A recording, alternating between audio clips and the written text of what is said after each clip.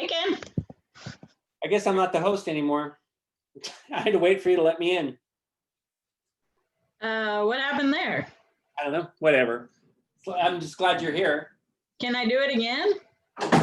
Nah, no worries. You just you'll have to do all the proving and all that kind of stuff. So that's fine.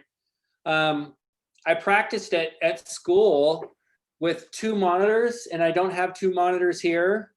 So I'm just using the one iMac. So it's just like a little scrambling. And so I have my notes on my, she's one of my assistants, and Tanya, and there's a lot of Saw-Whet people out here, and Carol Anderson there, and Tanya.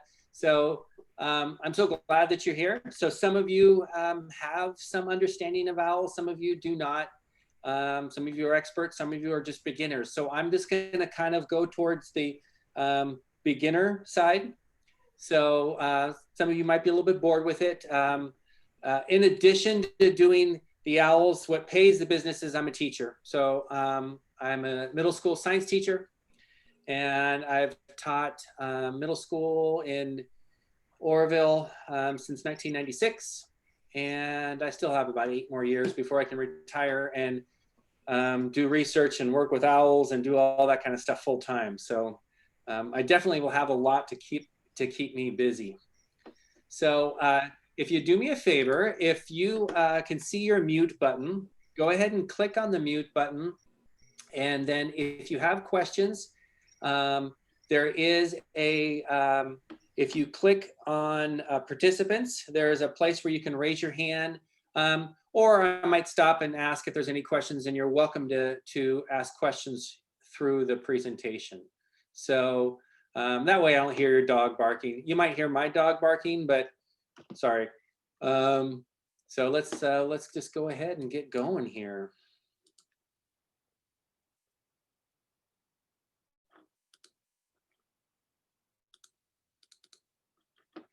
Okay, so do you see that screen there with the cute little owl? So are we good? We're full screen now? Yeah. Okay. So here's a picture that I got from the internet, all about birds of a northern saw-whet owl. And these are such amazing creatures. I am so fortunate to be able to work with them. As Mary said, in 2017, I took over as the director and worked under her sub-permit. But this year I got my master bander permit, and I'm continuing her Dawn's legacy and continuing to do the research and collect data about these just amazing creatures. These owls actually are they're quite common. And they're actually considered probably the most numerous owl in North America. Now you think about it, have you ever seen one in the wild? Well, you know what, it's pretty rare to actually see one in the wild. But you know, on our reserve, which we'll talk about, 4,000 acres, there's a pair of great horn owls. But in one night, on a good night, I might band 17 Saw-whets so that actually come through. So quite common. Now, if we're looking at the range of the northern saw-whet owl, you can see that you can see the year-round range. And then kind of where we are here in Butte County, they're considered year-round. And Mary, I'm going to let you let people in, okay? They're considered year-round, but they do come through. They migrate through. So one thing about these owls that we don't know a lot about is we're not exactly sure where our Butte County owls are coming from. We know that we believe that some of them are probably breeding up in the Sierras and the Cascades. And we'll talk about some of our foreign recoveries. So here's a little video here called The Blink.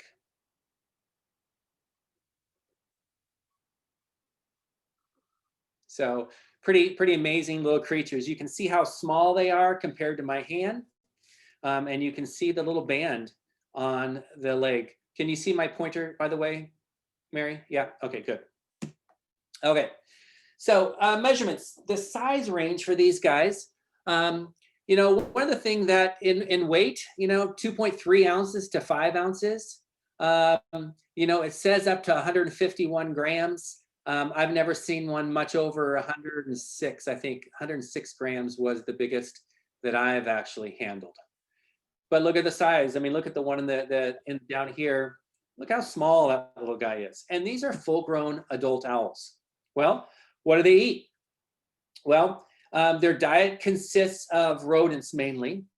There's a vole here, and that was just one of the things that we saw walking up from the net run. There was a vole just scurrying in the forest debris. Now those talons are pretty fierce and pretty sharp.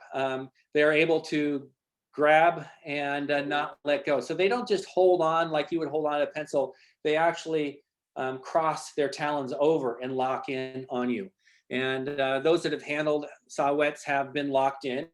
And you know, although that one looks pretty fierce and those talon looks very fierce, generally they're not a really fierce owl. And I'm not sure if the other banders have experienced this, but we've noticed that in, at least at our station, it's anecdotal, that I've noticed that they tend to be more fierce, more bitey later in the season. So that could be, you know, maybe where they're coming from, but we don't know that exact reason why. So some of the calls. So you can hear, this is one of the male calls of a Saw-Whet owl. Some chirps.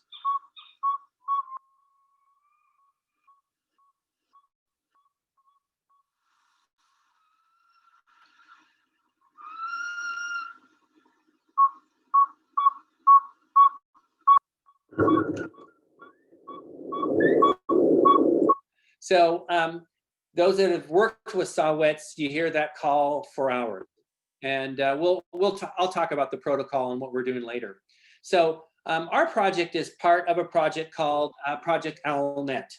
So if you see the map, all those dots represent active and inactive banding stations, and there's more in some areas and there's less in others. And all of us have a goal of working with these owls, trying to understand them and band them, and really hope that another station catches one of our owls or we catch one of their owls. Because that is the prize. Let me tell you, that is the prize. When we get a foreign recovery, that's when we really get excited, because then we can compare the data. Where was this owl banded? Did it gain weight? Which way, where did it come from? So that's a huge prize for us to get one of these foreign recoveries. So can you let in? Okay, so this is where we're working. So this is the Big Chico Creek Ecological Reserve. Now just uphill, this is on Big Chico Creek, and this is where we have our nets in this type of terrain here. Just upstream of this is Mount Lassen National Park. And it's not really a straight shot, but the owls tend to maybe follow this canyon down. And we have a collar, which I'll show you later, that calls and kind of stretches across the canyon, and I'm sure they can hear it.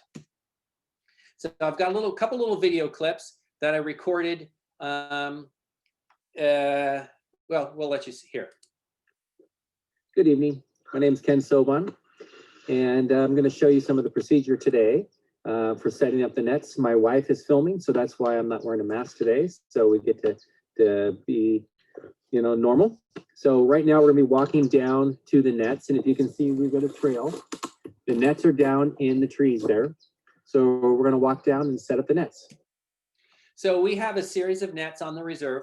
I was standing here by the barn. And Owl 3 is our main banding station. Owl 1 is way down by the creek, which I've actually never used. Owl 2 and Owl 4. I really like Owl 2 because it's in the trees, but Owl 3 tends to be a little bit more productive. So here's another little quick video. So we're setting up a series of nets. We have 4 nets up here at the station. We lay these 4 nets out. And then if we see over here, you can see there is a collar. And that's a little speaker system that plays the call of a male northern saw-whet owl. And that collar brings the owls in, and it'll bring them to the nets. And then we'll retrieve them from the nets and bring them up to process them. So when we set up the nets, what I do is, the nets are kind of particular in the way that we set them up, but you always have to make sure that this is on one side and this loop is on the other side. So what I do is I put half the net in the pole, half the net over the pole, I untie the bag, and then now I'm going to start unstretching it here. And then the net is going to go this direction. So I'm going to have the net's going to come in the bag. And if you can see, it's a real fine net. I'll put it a low light here. You can see it's a real fine net. So I'm going to unstretch the net, shake it here. So what we have here is we have a series. We can see I was putting up net number 3, which is on the left side there. Our collar is in blue. We have 18 and 1, 2, 3. So we have 4 nets out basically. Okay, so here is the equipment that I use. The main band equipment. We've got the banding pliers, black light for illuminating the underside of the wings, the bands here, and then the scale. Processing the owls. And then these are the bands that we use. When you look at that, and the reason that we put these bands on the owls is we want to put a little jewelry on them. So in case another banding station, or in case someone finds an owl, hopefully not dead, there's a unique number on that band. And that unique number, when you go to that website that's on the band and report it, will tell you who banded it, when it was banded, and then the bander actually gets that information also. So any questions up to here so far? You can just unmute it and. Yeah. Okay. So how do you locate the information about what's on the band? If you find an owl with the band, who do you contact to find out what that information means? So the Bird Banding Laboratory, I think the website is on the bands, it's very small. But if you go to Bird Banding Laboratory or just Google report bird band, then you put that number, you type that number in there, and they actually send you a report. And I've got a picture of a report that we received. They send you a report, and then they send the bander a report also. So I've reported swans, I've reported sandhill cranes that had bands on their legs. So yeah, that's not just for saw-whets. Even duck hunters would report if they took a duck. So other questions? Thank you. I've got one real quick. Sure. Territoriality. I would have thought that that if you set up the nets, you'll get like 1 pair. And so does that mean that they kind of move through and they aren't territorial? I would have thought that you'd only have like 1 pair come through and hit any one net for a night. Yeah, that's an excellent question. These owls are migrants. They're coming through. So at our site, they're not there year round. So we're getting their main migration, the main fall migration. And Mary, can you monitor the chat also? They're they're the main fall migration. So they don't really set up on territories. Now, this western screech owl that on the left, that guy's a full-time resident, and they're more territorial. You know, in some net runs, I'll have 4 owls. One time I had 7 owls in those different nets. Sometimes the owls are very close to each other. Last week I had one net that had, they're only about, I think, 2 feet apart from each other. You do have a question in the box. Okay. How often are you netting other birds than owls? And what do you do with the other species that you catch? So it's very uncommon. If I set up the nets too early, I might get a towhee, and then I'll just re-release it. But the main birds that I'll get are northern saw-whet owls, those cute little kind of rufous brown ones. And then sometimes I'll get an occasional western screech owl. So you can see here, here's the net. It's loose, and you can kind of see that there's a little pocket. So it'll come towards the collar. The owls will come towards the collars. They'll hit the net, and they'll kind of fall into the pocket. We'll go and extract them out of the pocket and then take them up. So the whole idea of why are we catching these owls? Well, we're catching these owls just to gain some more data and to understand them, to weigh them, to measure them. And we'll talk about the data that we're collecting. But that's how we're getting to know them. And if you know me, and if you've been out there with me, number one priority is the safety of these owls. It seems like, oh my gosh, these owls are in the net, but they rarely show stress, and we really take care of them.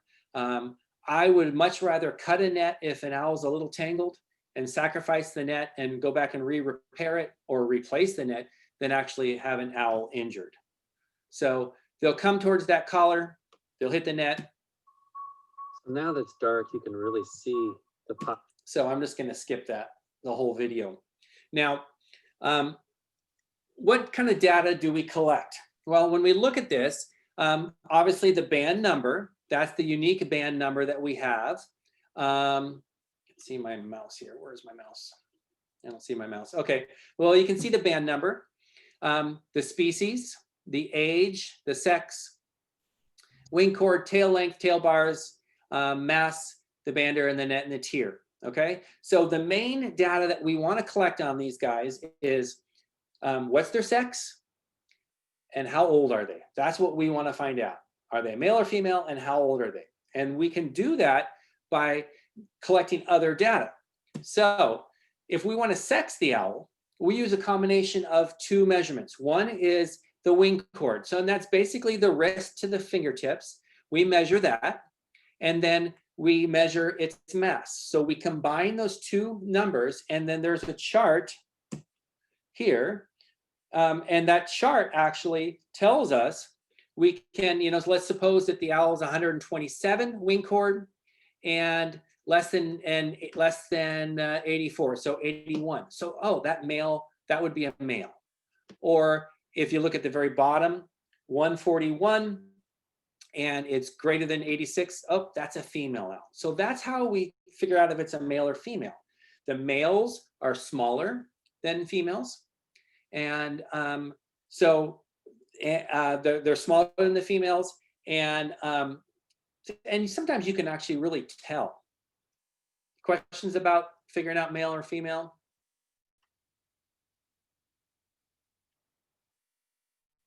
Okay, and the aging owls. How do we figure out how old these owls are? Well, we look at their feathers. When the owl is if the owl was hatched in the summer or spring, then the feathers will be all the same color, okay? Would be all the same color, the same age. And what we can see here, we can see P1, that stands for primary flight feathers 1. And then if you go up left to P10, primary flight feather 10. And then S1, that's secondary flight feathers, to S13. So what we do is we're looking at these flight feathers to figure out how old it is. Now, a hatchier bird. So as I mentioned, a hatchier bird, all the feathers are going to be the same age. So we would look at this and look, one way to look is if you can kind of see, I went back, do you see my mouse isn't really working here. I can't see my mouse. If you look at the feathers on the upper left, those last 3 feathers, they're a little darker than the ones to its right. Do you see that? Do you see that, Carol, Mary? Can you tell with yours? Yeah. So those ones on the upper left, those are younger feathers. So what you do is we're looking for the color of the feathers and to see the age of them. So this bird would be a hatch year. Okay, so we would type in hatch year. Mary, can you check the chat? I'm not sure why my mouse, I might hit escape and start over again. Maybe because I was doing some chat stuff. Okay. You have some questions. Where is the banding station that is on the map that you showed that's south of Cape Mendocino, and who runs it? So that station south of Cape Mendocino, from what I understand, is not active anymore. It's not active. A colleague of ours opened up a station up in Humboldt County near Blue Lakes and Macy. So she's been banding there. And And then Dawn is responding here. Okay, so let me go back and see if I can. Yeah, I got to get rid of the chat window here. I'm not sure. Okay, so I don't have the mouse. I don't have the mouse pointer, but that's okay. So one thing, and you saw the black light, it's kind of a magic trick. It's so neat, is that they have a chemical in their wings that's called porphyrin. And the porphyrin will oxidize as it gets older, as it's exposed to light. And if the feathers are fresh, they'll really glow like that with a black light. And with this one, this would show it's a hatch year because they're all uniform. They're all the same age. Now, a second year.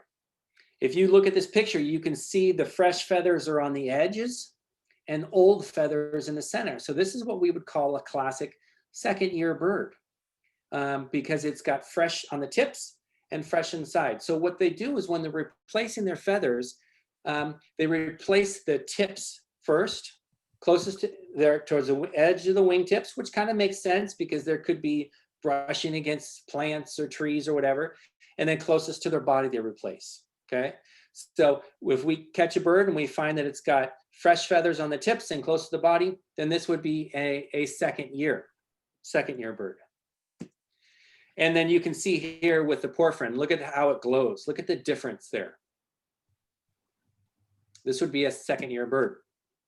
Then after that, they molt and replace as needed. So you can see here, we've got fresh, we've got VO, which is very old, and O, which is old. So a third year bird or an after second year bird replaces as needed. So this feather is maybe damaged, it'll replace that. So that's how we can tell. We can tell basically hatch year, second year, or after second year. After that, all the birds would all kind of look like this. So we can be pretty accurate within the first 3 years. But I just saw another bander caught a 5-year-old owl. And, you know, they've been known, I didn't mention that. I think the oldest recorded Saw-Whet is 8.5 years from a banding station. But the average is like 1.9 years old for the Saw-Whets that we band. So look at this, look at how it glows there. So you can see some fresh feathers, old, not glowing very much, a little fresh one that looks like maybe primary one. And then, so this is the porphyrin glow of an after second year. Okay, so what I'm going to do here is I'm going to walk through, I'm going to play this video. What is the chat there, Mary? Can you read? In the chat? Which, Yeah, the question. why are they so docile? Yeah, I think it all depends on the owl, but generally they're pretty docile. You know, but it really depends. I've seen some really fiery, feisty males, some really feisty females. It's just kind of how they are. You know, the screech owls are even more docile. Screech owls kind of go limp. maybe, you know, evolutionary, going limp helps them survive. Just one of the traits that they've developed. So here are the bands. And Now, I'm going to open up a band. What I do? Okay, go ahead. Oh. Go ahead. We have some more questions. Are feathers molted symmetrically? That is on both and left wing at about the same time. Generally, in my experiences, they are symmetrical, but it's not always. Yeah, not always. We had an asymmetrical molt last night. You know, maybe it's 50-50. Yeah, maybe 50-50. It's not always symmetrical. And what is the average and maximum amount of time from net to release? Maximum amount of time would be 30 minutes, but generally our protocol is to check the nets every 30 minutes. So they rarely come in right then. So maybe 15-20 minutes, or even less. Yeah, or even less. And one more question. Who are you training to help you? I'm very concerned about the next generation of birders. Oh, well, after COVID, I'm definitely going to be looking for some more volunteers. Next year, I'm going to need some more volunteers. But this year with COVID, I've only been able to use one person, so a licensed bander or a sub-permitted bander rather, and a volunteer. And only 2 people. That was part of our deal to have the university let us on their property. And that's one thing I didn't mention, that BSER, that where we are working, is university property, Big Chico Creek Ecological Reserve. Next year, we usually allow up to 4. Sometimes, you know, we'll have big groups of 10, 12 people, but I prefer less than 4. But right now you have Wyatt Hersey, who is the sub-permitted bander, and Charlie Giannini's have been trying to get as many hours as he can, so hopefully he'll be interested in getting sub-permitted at some point. Right. Yeah, and Wyatt is, he's out there tonight, actually. Okay, so I've got an owl in the bag here. So I'm going to feel through the bag, just if I can see which way he's facing. It looks like so he's facing this way. His eyes are looking, that's where his bill is. So I'm going to come in behind him and then hold him in what we call as a bander's grip. So I'm holding the wings down and I'm going to slide him out. And there he is right there. So, sweet little guy. This is a northern Saw-Whet owl. Okay, so first thing I'm going to do is I'm going to put a band on his leg.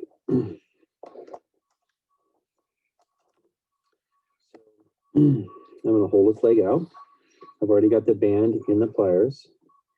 So I'm going to hold it with these my pinkies. And then I just close a little bit.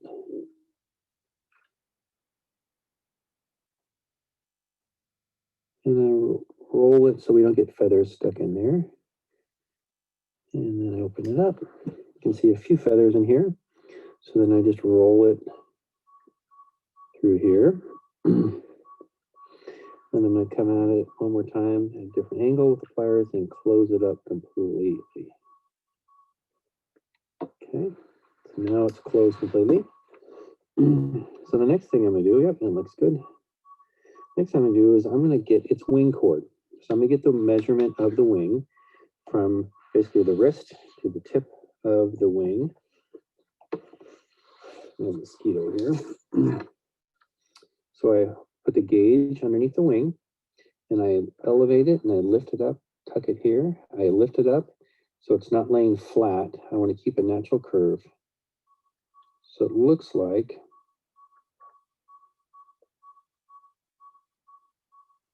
it's about 140. Okay. So the wing chord is 140. I look at its tail and it looks like there are 3 bars of feathers on the tail. So 3 tail bars. And then I'll look and see the age of the feathers. And this looks like it's a hatch year to me, that they're all the same color and same age. Well, these could be fresh. So what I'll do is I will look with a black light, and sometimes it's a little bit harder. So I'm going to protect its eyes so it can't, doesn't damage it, but I'm going to look. Yeah, and the feathers are all the same color. So it's a hatchier bird. So I was right. And there's a color underneath the wing. It's called porphyrin. It's a chemical in the wing that will kind of oxidize and age. So he's a hatchier because his feathers are all the same age. It was a little bit hard to tell here and here. These look really fresh, but looks like it's a hatchier. Okay, next thing I'm going to do is I'm going to weigh him. Put him in the cup here. The scale is zeroed out. I tuck its wings in here. I'm going to hold its legs just to keep them calm. And 82.9. So it's kind of light. The range is from about 70 to like 105, 75 to 105. And you can zoom in on his face. You can kind of see, especially if I don't put quite so much light in there. Beautiful colors. And they're a magnificent creature. The northern saw-whet owl. Sometimes when they're really agitated, we'll pet them, and that'll kind of calm them down. But you can see he's not stressed out. He's pretty calm, just letting us do what we need to do. So this is a northern saw-whet owl. Okay.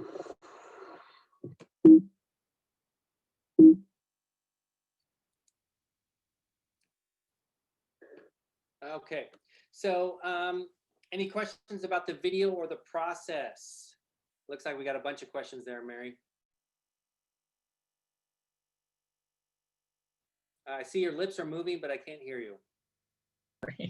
How long is your banding season?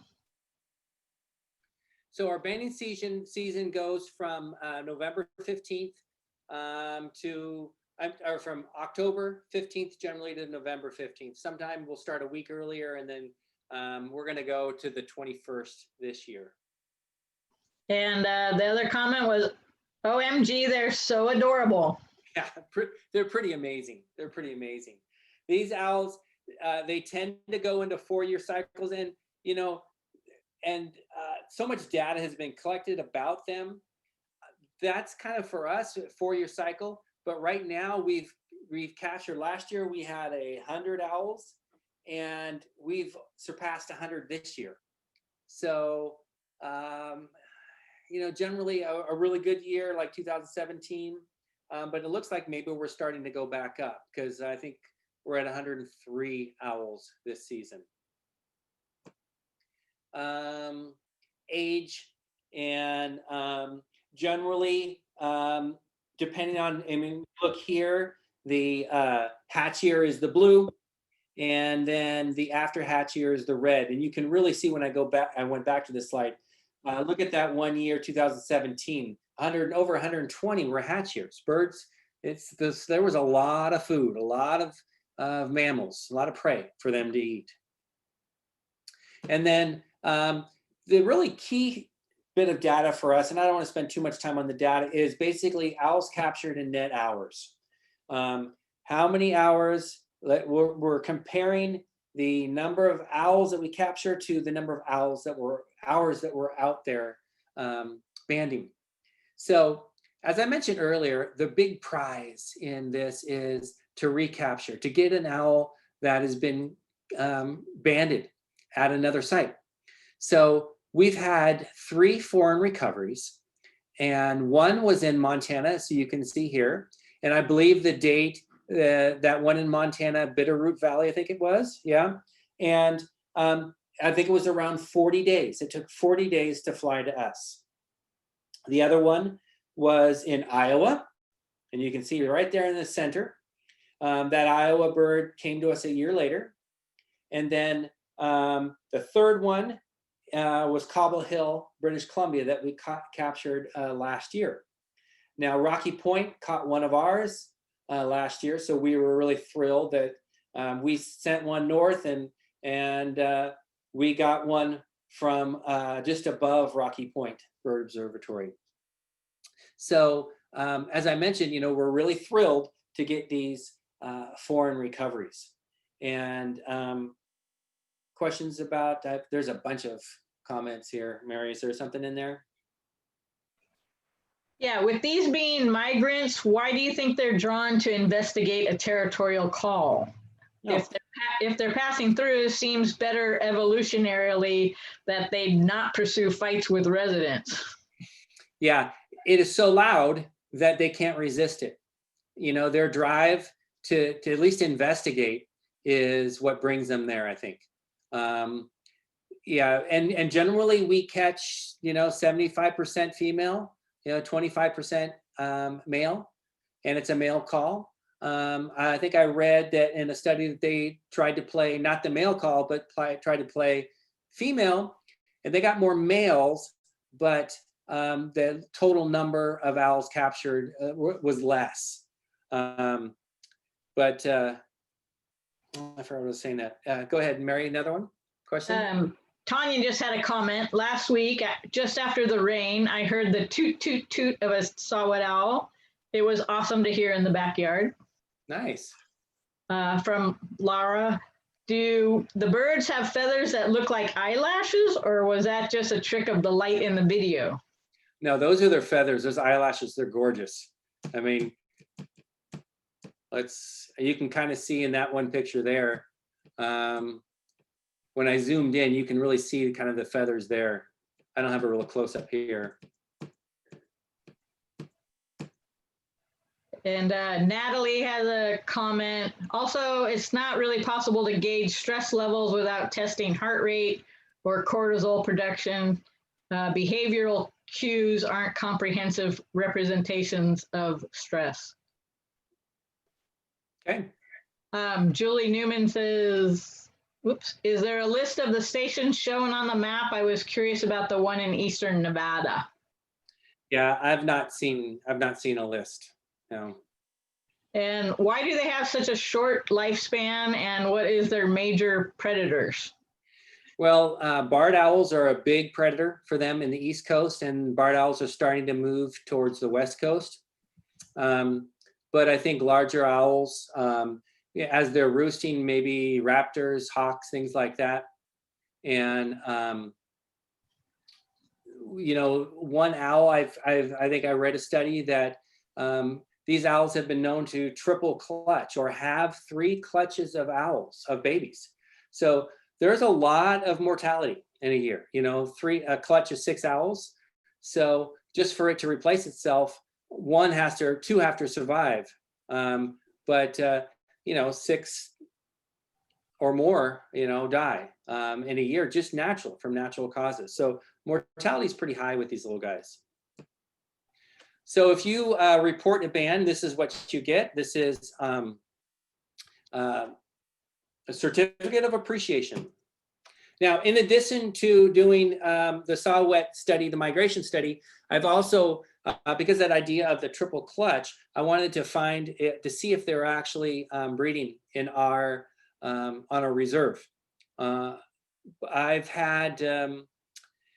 placed 15-20 nest boxes out in Plumas National Forest and in the reserve, and I've only gotten some owlets, but this is a Western screech owl. So you can kind of see the mom is with her head looking up, and then there's the baby there. My pointer isn't working. So there's a Western screech owl, and we've had one nest box. We've had 4 owls, and 4 years in a row of Western screech owls from one box. So there's some baby screech owls on the upper left that are about to be banded, and then there's a baby on the bottom right, and there's an adult screech owl there. So not only do I catch owls, and I'm actually going to skip this one, I get flying squirrels. So flying squirrels were nesting in my box, in one of the boxes, and I'll show you a picture of some of the nesting material. You can see that flap of skin. So this is what California has, is called a Humboldt's flying squirrel. And he was in my nest box, and when I put my GoPro camera up the nest box, he scurried out and went to the backside of the tree. So I put my camera around back and viewed the flying squirrel. And then sometimes they will land in the net. We just re-release them. And then here is a release video. This guy looks like he's tangled, but he's really kind of holding on.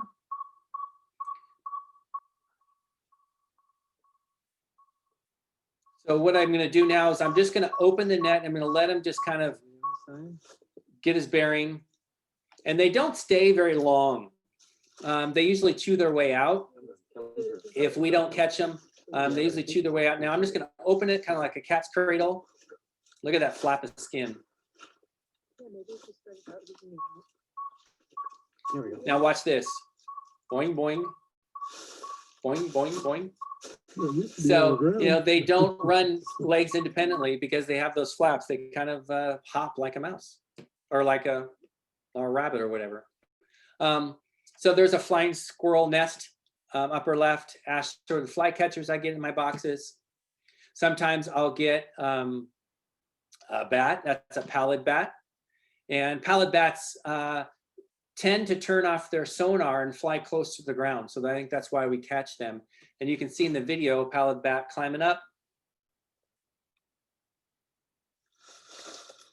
Bats have the inability, they are not able to fly from the ground up. They're not able to take off from the ground. So we'll release the bat and put it in the net, put him on a tree. He'll climb up the tree and then fly away from that.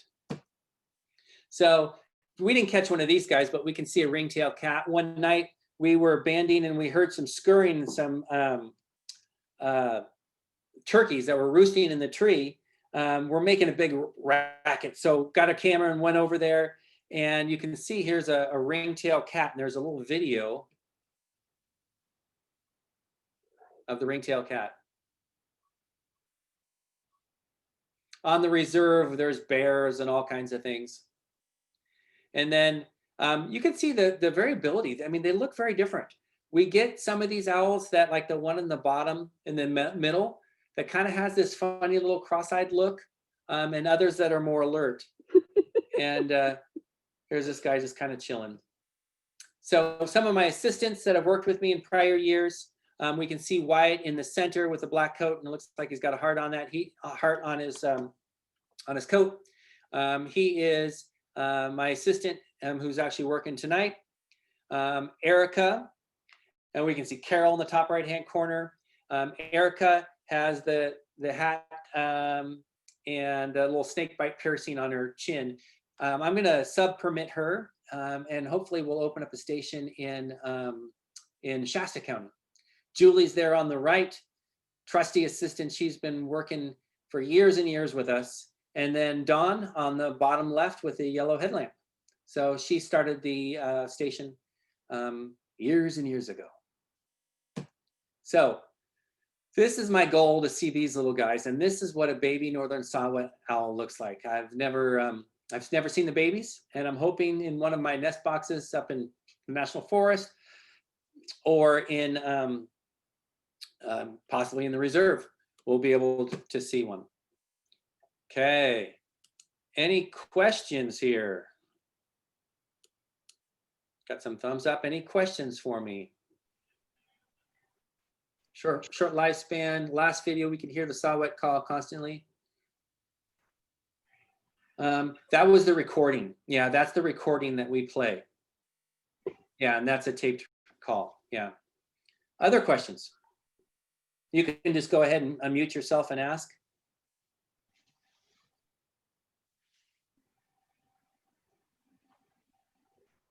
No? Well, hopefully you found it informative, and we volunteers next fall. We'll be looking for volunteers, so you can look me up on the website, and it'd be fun to have you come out. Maybe another question? There were a couple things on the chat screen. You need to look at the questions on the chat. Okay, a couple new ones. Do you know if northern saw-whet owls come into? Sometimes they come into regional wildlife rehab. They have not contacted me, and actually I should probably tell them, you know, so we can put a band on there. But I've not heard of any. We're back on. Did I answer the question, Janine? And then, thank you. I live in Bishop, member of Eastern Sierra Audubon. Saw the link. Well, excellent. I'm glad you're here. And Lisa Winslow. So any other questions or comments? So Rocky Point or Jamie, did I miss anything?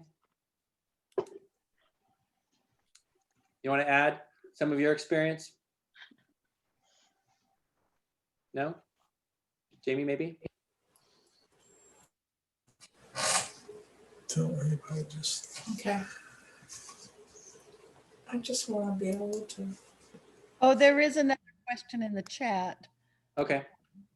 Are you limited to the same area each year as far as where you're banding, I guess? Yeah, I work at the same reserve each year. I'm at that same spot, but with my license, I could probably work in a different location. That's why I'm trying to branch out to Shasta County, a county north of ours, a couple counties north. Oh, and then there's another one. Do you know if northern saw-whet owls come into care at regional wildlife rehab centers at all? Already answered that one. Yeah, I'm not sure about that one. Yeah, Jamie, did you want to? Yeah, I can answer to that. My local rehab center contacts me because they know me and I'm licensed to band saw-whets.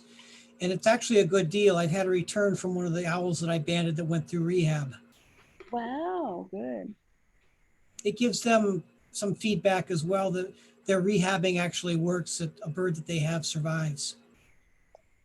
Great. So did Janine or Janie, yeah, if you have contact at the regional wildlife rehab, give them my information or hook me up with them, and then if they ever get one, I can put a band on it and then we can see. And there's one more. How often do you need to renew your license, and can it be used in all states? Or did you already answer that one? I didn't answer that question. I don't, I have to look at my license. I think it's a couple years. I just got my master permit renewed. This is Jamie. Yeah. It's good for 3 years, but 3 years. I don't know your state license or whatever. I have to renew that annually. Right. For Washington State.